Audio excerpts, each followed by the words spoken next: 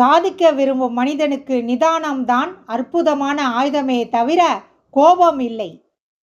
எந்த செயலானாலும் சிந்தித்து செய்யுங்கள். ஏனெனில் உங்களின் ஒரு செயல் உங்கள் எதிர்காலத்தையே மாற்ற வல்லது.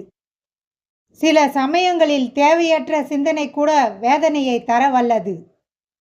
சந்தோஷம் என்பது நமக்கு வெளியில் இல்லை, அது நம் ஒவ்வொருவருடைய மனங்களில் உள்ளது. எத்தனை இன்னல்கள் வந்தாலும் சரி, சிறந்த சிந்தனை மற்றும் உயர்ந்த எண்ணங்கள் நம்மை எப்பொழுதும் நிலையாக வைத்திருக்க உதவும். நீ விரும்பியதை பிறருக்கு கொடு. இதன் பொருள் என்னவென்றால், நீ பிறரிடம் எதிர்பார்க்கும் அன்பு, மரியாதை போன்றவைகளை பிறர் எதிர்பார்க்கும் முன் கொடுப்பேயானால் உனக்கானது உன்னை தேடி வரும். பொய் என்ற கவசம் தன்னை காக்கும் என நம்புகின்றனர். அதை உண்மை எனும் அஸ்திரம் உடைத்தெறியும் என்பதை மறந்து. உலகில் நிலையென்று ஒன்றும் இல்லை. ஒவ்வொரு சோகமும் துன்பமும் வாழ்வின் பாடத்தை கற்றுத்தருபவையே. சில நேரங்களில் அன்பை வெளிப்படுத்த தயக்கம் இருப்பது போலவே, கோபத்தை வெளிப்படுத்தும் போதும் தயக்கம் இருந்துவிட்டால் எவ்வளவு நன்றாக இருக்கும். அன்பு, பொறுமை, விட்டு கொடுத்தல், அனுசரித்து போதல் இவைகளால் உறவுகள் வளரும்.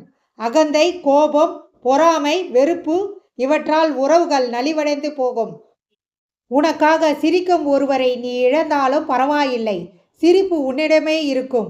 ஆனால் உனக்காக அழும் ஒருவரை மட்டும் இழந்து விடாதே, அனைத்தும் பறிபோய்விடும்.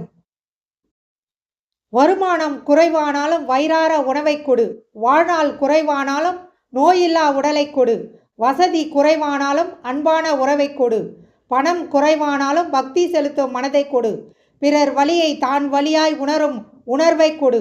உறவுகள் குறைவானாலும் உயிர் தரும் நட்பை கொடு.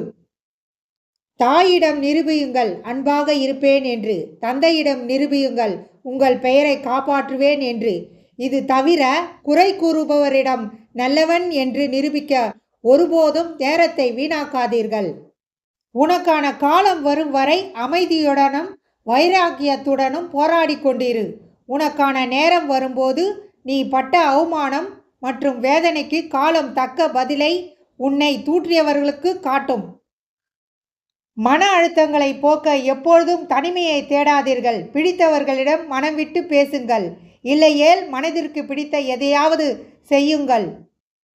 உங்கள் கையில் கிடைக்கும் எதையும் பொக்கிஷமாக பார்த்து கொள்ளுங்கள். நழுவ விட்டு திரும்ப தேடும் போது அதற்கு உயிர் இல்லாமல் போகலாம். அவமானத்தை கண்டு துவண்டு விடாதே.